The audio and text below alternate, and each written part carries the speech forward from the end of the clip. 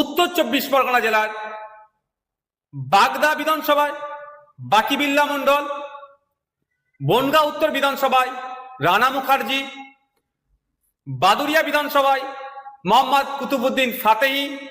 হাবড়া বিধানসভায় সাবির আলী মণ্ডল, অশোকনগর বিধানসভায় তাপস ব্যানার্জি, আমডাঙ্গা বিধানসভায় বিশ্বজিৎ মাইতি, মধ্যমগ্রাম বিধানসভায়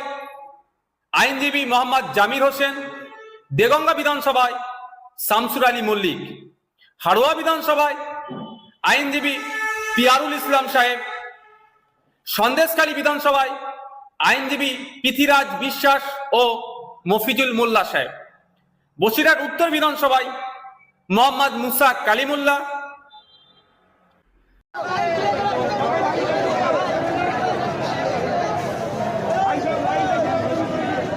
ভাই